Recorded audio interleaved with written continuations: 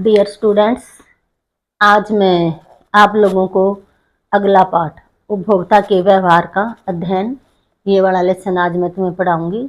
दूसरा लेसन है ये हमारा कि उपभोक्ता। सबसे पहले आप लोगों को पता होना चाहिए कि उपभोक्ता क्या है, उपभोक्ता किसे कहते हैं, उपभोक्ता किसे कहते हैं, उत्पादक किसे कहते हैं, ये सारे हमारे इकोनॉमिक्स से कॉमन वर्ड हैं। तो जब हम उपभोक्ता के व्यवहार का अध्ययन लेसन नंबर 2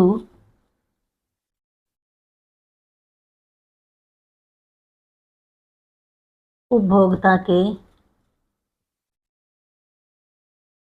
व्यवहार का अध्ययन। अब सबसे पहले आप लोगों को पता होना चाहिए कि उपभोक्ता किसे कहते हैं। उपभोक्ता वह व्यक्ति है जो वस्तुओं का अंतिम उपभोग करता है, उसे हम उपभोक्ता कहते हैं। अगर आपको इसमें यह लाइन थोड़ी टिपिकल लगी हो तो आप ये भी बोल सकते हो कि वे सभी व्यक्ति जो वस्तुओं का उपभोग करते हैं उपभोक्ता कहलाते हैं। तो सिंपल सा और साधारण सा इसका अर्थ है कि वस्तुओं का उपभोग करने वाला व्यक्ति उपभोक्ता कहलाता है। अब ये तो होगा जस्ट एक उपभोक्ता का अर्थ।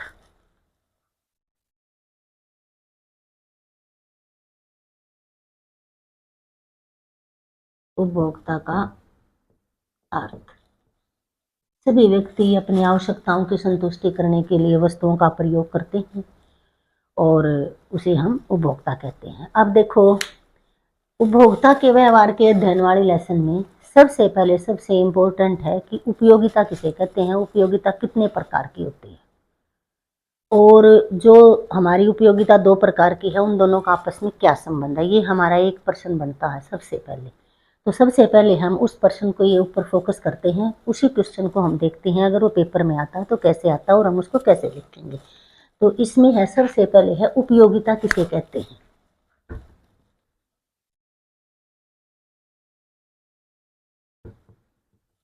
उपयोगिता किसे कहते हैं और उसकी विशेषताएं भी होती हैं हमारी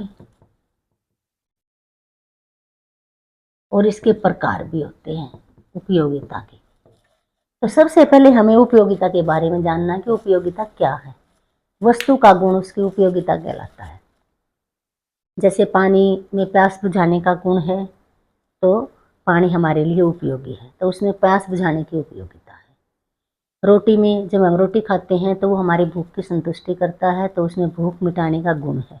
तो वस्तु का जो गुण है, किसी भी वस्तु का गुण जो है वो उसकी उपयोगिता कहलाता है। अब मेरे हाथ में पेन है, इस पेन में क्या है, लिखने का गुण है, तो ये भी उपयोगी है।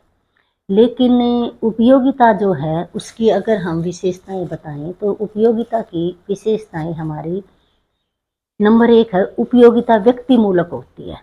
व्यक्ति मूलक का क्या मतलब है कि हर व्यक्ति के लिए हर वस्तु की उपयोगिता अलग अलग है। जैसे एक विद्यार्थी के लिए किताब में उपयोगिता है क्योंकि उससे वह पढ़ता है, उसमें उसका गुण है। लेकिन एक जो नशा करते हैं लोग, उसमें नशे की जितनी भी वस्तुएं हैं उसको उनमें गुण लगेगा। तो नशेड़ी के लिए नशे की वस्तुओं में गुण है, लेकिन एक आम आदमी के लिए उसमें कोई गुण नहीं। ऐसे ही विद्यार्थी के लिए बुक में या किताब में गुण है, अनपढ़ आदमी के लिए उस किताब का कोई गुण नहीं है। तो व्यक्ति के ऊपर डिपेंड करता है, तो इसीलिए हम कहते हैं व्यक्ति मूलक है ये। नंबर 1 उपयोगिता व्यक्ति मूलक होती है। हर वस्तु की उपयोगिता हर व्यक्ति के लिए अलग अलग होती है।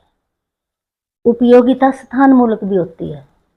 जैसे मान लो कोई भी नदी किनारे बहुत सारा रेत पड़ा है, वहाँ पर वो कोई उपयोगी नहीं है, उसकी कोई कीमत नहीं है, वो पड़ा है। लेकिन जब हम उसको वहाँ से उठाकर और उसको बाजार में लाके, दुकानों में लाके साफ करके बेचते हैं, जब घर बनाने के काम जो आता है तो वह उपयोगी हो जाता है। तो उसका स्थान चेंज होया और वो उपयोगी हो गया। उपयोगिता को मापा जा सकता है। उपयोगिता को यूटिल में मापते हैं, जैसे दूध को लीटर में मापते हैं, भार को किलोग्राम में नापते हैं, ऐसे ही उपयोगिता को किस में नापते हैं, यूटिल में।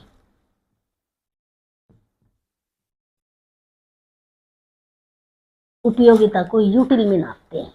इसके ये नाप है, उपयोगिता को हम यूटिल में नापते हैं। जैसे मान लो किसी विद्यार्थी ने एक पेन खरीदा है और उसने उस पेन की कीमत दी है 5 रुपये, तो हम ये मानकर चलेंगे कि उस पेन की उपयोगिता है 5 यूटिल। तो हम उसको 5 यूटिल इकाई मानेंगे कि 5 यूटिल के बराबर उसकी उपयोगिता है। अब हमने सिर्फ और सिर्फ पढ़ा है उपयोगिता किसे कहते हैं, वस्तु का गुण उसकी उपयोगिता कहलाता है। उपयोगिता की विशेषताएं, उपयोगिता व्यक्ति मूलक होती है, उपयोगिता स्थान मूलक होती है और उपयोगिता को मापा जा सकता है। 3 हेडिंग बना के भी हम उसको एक्सप्लेन करके लिख सकते हैं। अब आगा उपयोगिता के प्रकार। उपयोगिता कितने प्रकार की होती है? उपयोगिता 2 प्रकार की होती है। ये प्रकार में हम लिखेंगे, नंबर 1 सीमांत उपयोगिता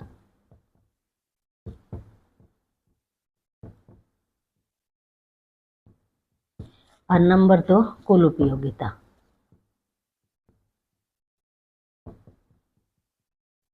सीमांत उपयोगिता को हम MU लिखते हैं और कुल उपयोगिता को PU लिखते हैं। ये हमारी सीमांत उपयोगिता और कुल उपयोगिता हमारे दो प्रकार होते हैं। ये इसके उपयोगिता के प्रकार हैं। ये बहुत इंपॉर्टेंट है, बहुत बार पेपर में आता है कि सीमांत उपयोगिता की परिभाषा बताओ, कुल उपयोगिता की परिभाषा बताओ, सीमांत उपयोगिता और कुल उपयोगिता में अंतर बताओ। तो हम पहले लिखेंगे सीमांत उपयोगिता।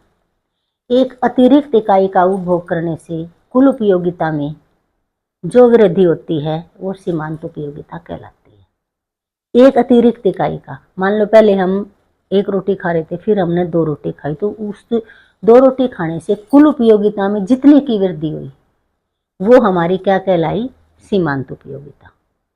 और जो कुल उपयोगिता है वो है हमारी सीमांत उपयोगिता का जोड़ कुल उपयोगिता कहलाता है। देखो इसको कैसे लिखेंगे, बहुत इजी है, मुश्किल नहीं है। अगर आप इसको ध्यान से लिखोगे, अब इस लेसन में अगर आप लोगों ने सीमांत और कुल के फर्क को समझ लिया तो आगे हमारे बहुत सारे लेसन आएंगे। हमारे लेसन आएगा, लागत का लेसन भी आएगा, आय का लेसन भी आएगा, उत्पादन का लेसन भी आएगा। उन सभी लेसन में आप ये 2 वर्ड जरूर सुनोगे, सीमांत लागत, कुल लागत, सीमांत आय, कुल आय, सीमांत उत्पादन, कुल उत्पादन, सबकी सेम परिभाषा है। अगर आप इस लेसन में सीमांत और कुल का फर्क अगर आपने जान लिया, सीख लिया, तो आगे आने वाले 4 या 5 जो हमारे लेसन और हैं आगे, उसमें आप सब लोगों को इसकी बहुत सारी सुविधा मिलेगी। अब देखो सीमांत उपयोगिता।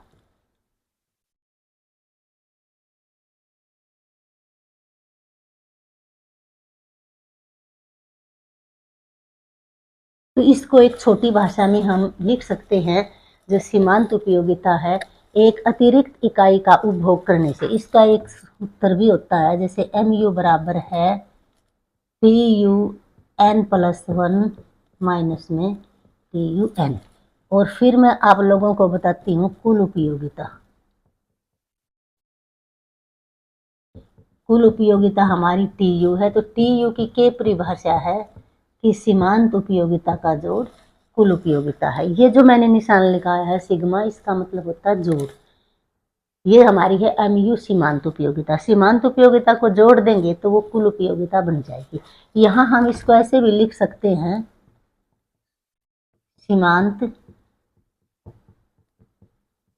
उपयोगिता का जोड़ कुल उपयोगिता कहलाता है।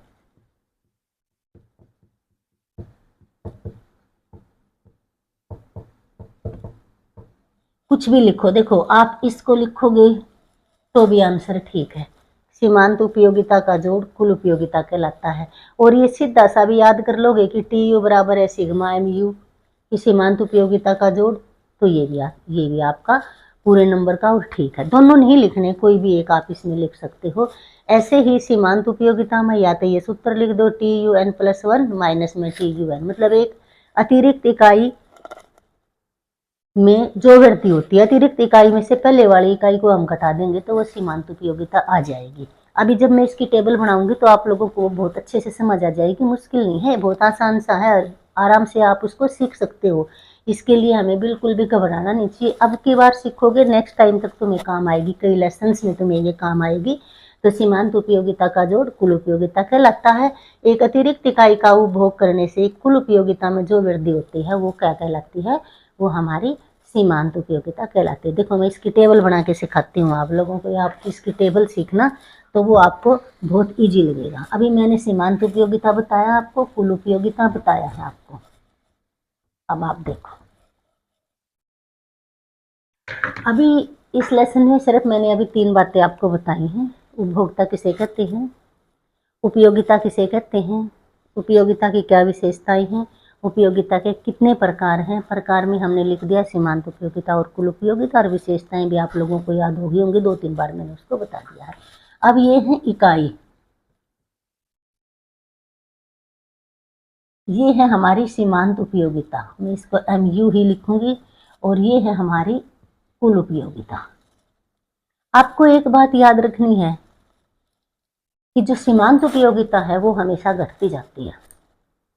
सीमांत उपयोगिता घटती जाती है, जैसे जैसे हम एक अतिरिक्त इकाई का उपभोग करेंगे सीमांत उपयोगिता घटती जाएगी। आगे इसका एक हमारा नियम भी है कि घटती सीमांत उपयोगिता का नियम बताओ, उससे भी आपको ये सारी चीजें बिल्कुल क्लियर हो जाएंगी, बहुत इजी है ये भी। अब ये देखो, इकाई में सबसे पहले 1, 2, 3, 4, 5, 6, अपनी सुविधा के लिए जितना आप लिखना चाहो लिख सकते हो। पहले हम ये लिखेंगे, सीमांत उपयोगिता लिखेंगे, और ये मान के चलो कि सीमांत उपयोगिता घटती जाती है। जब हमने मान लो एक इकाई का उपभोग करा, कोई भी चीज है, मान लो फॉर एग्जाम्पल तुमने एक रोटी खाई, तो हमें कितनी यूटिल की सीमांत उपयोगिता मिली, क्योंकि सीमांत उपयोगिता को हम किस में नापते हैं, यूटिल में नापते हैं। तो हमें 8 यूटिल के बराबर हमारी सीमांत उपयोगिता हमें मिली। फिर हमने 2, तो हमारी सीमांत उपयोगिता कम होगी 6, फिर ये 4 होगी। ऐसे हमने जब 4 इकाइयों का उपभोग करा तो हमारी सीमांत उपयोगिता होगी 2। जब 5 इकाई का उपयोग करा तो सीमांत उपयोगिता होगी हमारी 0, और जब 6ठी इकाई का करा तो ये होगी हमारी ऋणात्मक। तो अब देखो, जो सीमांत उपयोगिता है वो हमेशा घटती जाती है, सीमांत उपयोगिता हमेशा घटती जाती है। सीमांत उपयोगिता शून्य भी होती है और सीमांत उपयोगिता ऋणात्मक भी होती है। अगर हम सीमांत उपयोगिता के बारे में कहें तो सीमांत उपयोगिता घटती जाती है। आगे जब मैं घटती सीमांत उपयोगिता का नियम बताऊंगी तो आपको बहुत क्लियर हो जाएगा कि सीमांत उपयोगिता क्यों घटती है। अब इस सीमांत उपयोगिता से हम कुल उपयोगिता निकालेंगे। कुल उपयोगिता होती है सीमांत उपयोगिता का जोड़। अब जैसे शुरू में हम 8 का 8 लिखेंगे, अब इसके में 6 और जोड़ दो, 8 और 6 कितने हो गए, 14। कुल उपयोगिता सीमांत उपयोगिता का जोड़ है। अब ये हो गया 18, फिर 2 जोड़ेंगे हो गया 20, फिर शून्य है तो 20 का 20 रहेगा, फिर ये माइनस है तो ये हो जाएगा 2, इसमें घट जाएंगे 18 हो जाएंगे। अब ये देखो, यहाँ से लेकर यहाँ तक तो थी हमारी ये धनात्मक पॉजिटिव, फिर ये होगी हमारी शून्य, और ये होगी हमारी ऋणात्मक नेगेटिव।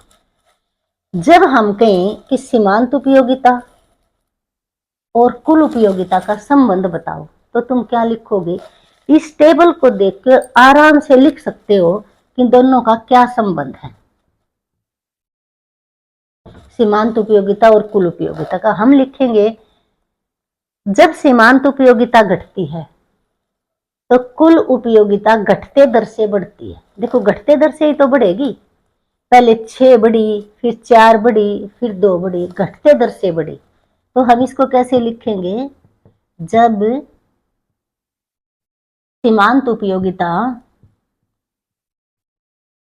घटती है तो कुल उपयोगिता घटते दर पर बढ़ती है। ये हमारा एक इसका संबंध हो गया। फिर है दूसरा, जब सीमांत उपयोगिता शून्य होती है तो कुल उपयोगिता स्थिर रहती है। देखो, पहले भी 20 थी, अभी भी 20 है।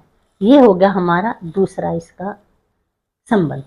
तीसरा है, जब सीमांत उपयोगिता ऋणात्मक होती है तो जो कुल उपयोगिता है वो घट जाती है। पहले 20 थी, अब कितनी होगी, 18 होगी। तो ये तीन हम इसके संबंध लिखेंगे, सीमांत उपयोगिता और कुल उपयोगिता का संबंध।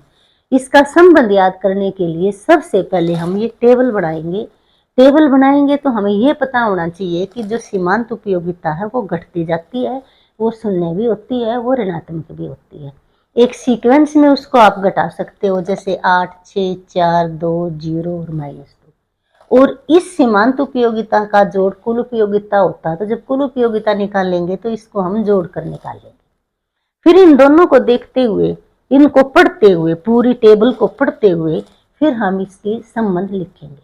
बहुत बार आता है पेपर में कि सीमांत उपयोगिता और कुल उपयोगिता में क्या संबंध होता है, तो हम यही बताएंगे, जब सीमांत उपयोगिता घटती है तो कुल उपयोगिता घटती दर पर बढ़ती है। बढ़ तो है लेकिन घटती दर पर बढ़ती है। जब सीमांत उपयोगिता शून्य होती है तो कुल उपयोगिता शिथिल हो जाती है। जब सीमांत उपयोगिता ऋणात्मक होती है तो कुल उपयोगिता घट जाती है। ये हमारा इसका संबंध है। अब हमने सीमांत उपयोगिता के बारे में पता कर लिया, कुल उपयोगिता की भी परिभाषा हमने याद कर ली, सीमांत उपयोगिता और कुल उपयोगिता का टेबल द्वारा संबंध भी हमने ज्ञात कर लिया। तो ये हमारी यहाँ तक की चीजें थी वो कंप्लीट हो चुकी। अब आप देखो, मैं आपको एक क्वेश्चन और बताती हूँ इसी लेक्चर में, ताकि वो इसी से संबंधित है, इसीलिए मैं उसको तुम्हें बता देती हूँ। घटती सीमांत उपयोगिता का नियम क्या है?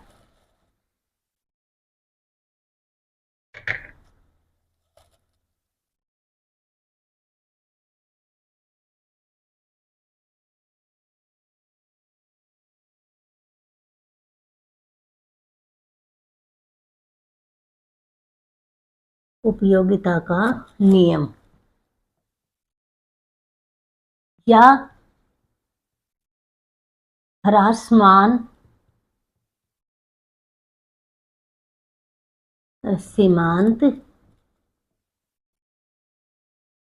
उपयोगिता का नियम। कुछ भी आ सकता है पेपर में, दोनों एक ही बात है। अब हम सबको पता, अभी मैंने आप लोगों को बताया कि सीमांत उपयोगिता घटती जाती है, लेकिन इसका नियम क्या है, क्यों घटता है सीमांत उपयोगिता? इसके लिए जैसे सबसे पहले मान लो हमने ये पेपर में आ गया कि घटती सीमांत उपयोगिता का नियम या ह्रासमान सीमांत उपयोगिता के नियम की व्याख्या करो, तो हम इसको कैसे लिखेंगे? सबसे पहले हम इसका लिखेंगे अर्थ।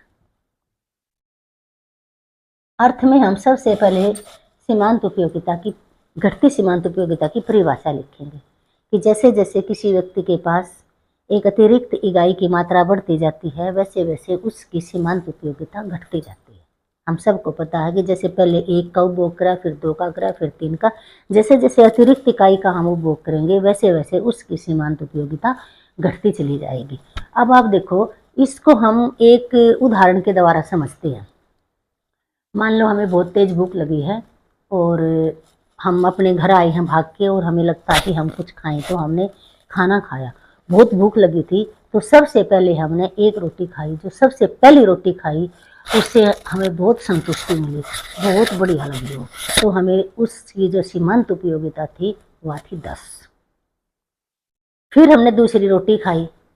जब दूसरी रोटी खाई तो थोड़ी सी भूख पहले की बजाय, क्योंकि उसे एक रोटी ने हमारी थोड़ी भूख खत्म कर दी, थोड़ी सी संतुष्टि हमें मिल गई, तो दूसरी रोटी खाई तो उसकी सीमांत जो उपयोगिता थी वह होगी 8। फिर तीसरी रोटी खाई तो उसकी सीमांत उपयोगिता होगी 6।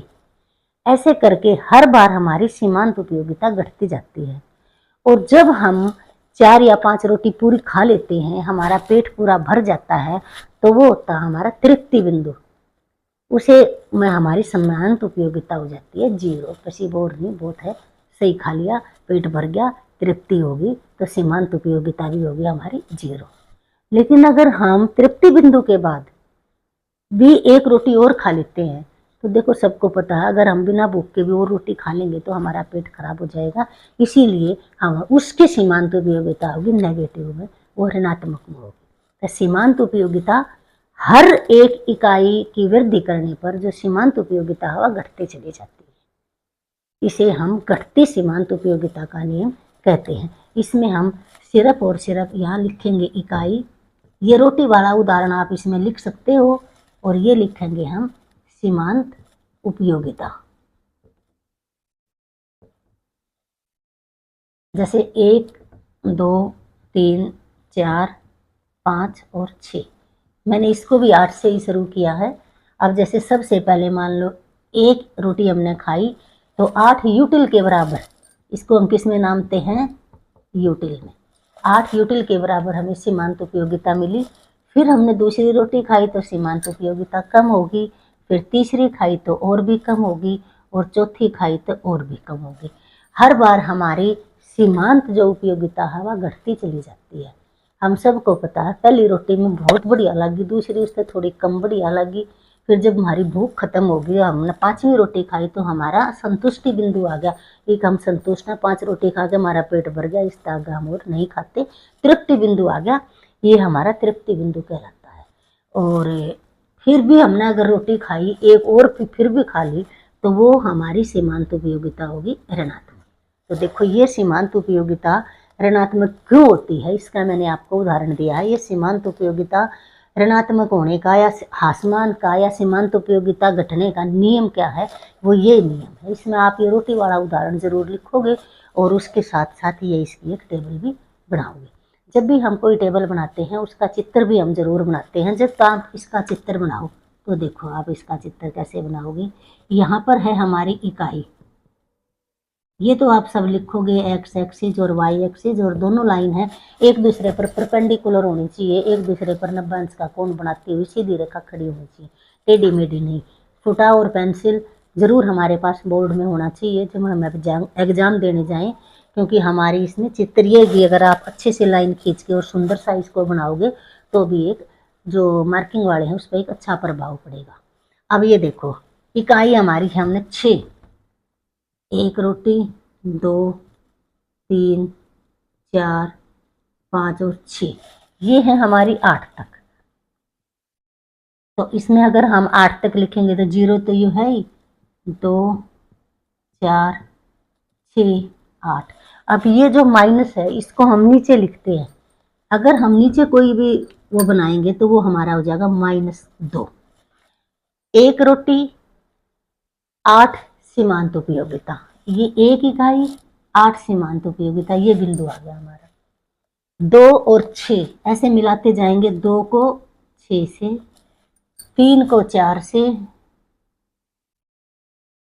और 4 को 2 से, ये 2 है और ये हमारा आ गया 4, 5 0 संतुष्टि बिंदु आ गया, तृप्ति बिंदु आ गया, और फिर उससे आगे 6 -2, ये -2 नीचे है तो इसलिए यहाँ पर ये हमारा 6 के नीचे, इसको और इसको ऐसे मिलाएंगे तो ये बिंदु हमारा आएगा। ये एक हमारी बिल्कुल ऐसे सीधी रेखा आती है यूं, ये 0 इस एक्स एक्सिस को भी काटेगी क्योंकि हमारा तृप्ति बिंदु भी है, और ये नीचे भी जाएगी क्योंकि हमारी सीमांत उपयोगिता ऋणात्मक भी है। इस लाइन से ऊपर जो है वो हमारी सीमांत उपयोगिता क्या है, धनात्मक है। तो ये हमारा है घटती सीमांत उपयोगिता का नियम, कि घटती सीमांत उपयोगिता का नियम किसे कहते हैं। तो एक उदाहरण द्वारा और चित्र और टेबल द्वारा हमने इसकी व्याख्या करी। एक बात और मैं आप लोगों को बता देना चाह रही हूँ, जैसे मान लो पेपर में यही आ गया कि घटती सीमांत उपयोगिता का नियम बताओ, तो आप इसमें सबसे पहले आपने इसका अर्थ लिखा है कि एक अतिरिक्त इकाई का उपभोग करने से सीमांत उपयोगिता घटती जाती है।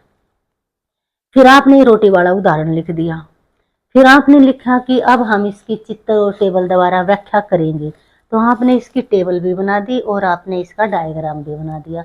लेकिन उसके बाद एक काम सभी बच्चों ने जरूर करना है, चित्र टेबल और चित्र बनाने के बाद इसकी व्याख्या कर दो, यहाँ थोड़ी बहुत जरूर लिखो व्याख्या। व्याख्या में हम क्या लिखेंगे, जो जो काम हमने इसमें लिखे हैं वही हम नीचे लिखेंगे, कि ऊपर दी गई सारिणी से स्पष्ट है कि जैसे ही हमने 1 रोटी का उपभोग करा तो हमें 8 यूटल के बराबर सीमांत उपयोगिता मिली, जब हमने 2 रोटी का उपभोग करा तो हमने 6 यूटल के बराबर सीमांत उपयोगिता मिली। इस प्रकार धीरे धीरे करके जब हमने 5 रोटी का उपभोग करा तो हमारा तृप्ति बिंदु आ गया, क्योंकि सीमांत उपयोगिता घटकर 0 होगी, और अगर हम 6 रोटी का उपभोग करा तो हमारी सीमांत उपयोगिता ऋणात्मक होगी, तो जो कि घटती सीमांत उपयोगिता को दिखा रही है। फिर तुमने लिखा है कि ऊपर दिए गए चित्र से स्पष्ट है कि एक्स एक्सिस पर हमने रोटी की इकाई ली है, वाई एक्सिस पर हमने सीमांत उपयोगिता को लिया है। फिर हम लिखेंगे जब हमारा 1 इकाई का उपभोग किया है तो हमने 8 सीमांत उपयोगिता मिली है। वो बिंदु हमारा ये बिंदु ए आ गया। आप इन बिंदु का नाम भी लिख सकते हो, ए बी सी डी, और सभी बिंदुओं को मिलाने वाली जो रेखा है वो हमारी है सीमांत उपयोगिता की रेखा, MU की रेखा। तो ये जैसे मैंने बोला है, ये यूं की यूं बातें, इसकी व्याख्या यूं की यूं आपने यहाँ जरूर लिखनी है, फिर आपका क्वेश्चन हो जाएगा पूरा। तो ये है हमारा घटती सीमांत उपयोगिता का नियम। ये इतना ही है। अब इसमें जो और बचा हुआ है वो मैं आपको नेक्स्ट वीडियो में मैं आपको बताऊंगी। अब की वीडियो में इतना ही काफ़ी है, इसको ध्यान से सुनो, क्योंकि इसमें हमने कितना पढ़ा है, उपभोक्ता किसे कहते हैं, उपयोगिता किसे कहते हैं, उपयोगिता की क्या विशेषताएं हैं, उपयोगिता कितने प्रकार की होती है, फिर दोनों प्रकार सीमांत उपयोगिता और कुल उपयोगिता दोनों की परिभाषा हमने इसमें पढ़ी है, और फिर सीमांत उपयोगिता और कुल उपयोगिता का संबंध भी हमने इसमें पढ़ा है। वो वाला प्रश्न दूसरा था। फिर आगे हमने पढ़ा कि घटती सीमांत उपयोगिता का नियम क्या है और चित्र द्वारा इसकी किस प्रकार से व्याख्या की जा सकती है। तो लगता है आप लोगों को उपयोगिता का जो नियम है वो अच्छे से समझ आया होगा। दोबारा आप 2-4 बार इसको देखोगे तो बहुत अच्छे से आपको ये समझ आ जाएगा। इम्पोर्टेंट क्वेश्चन है, ध्यान से पढ़ो और चैनल को सब्सक्राइब करना न भूलो।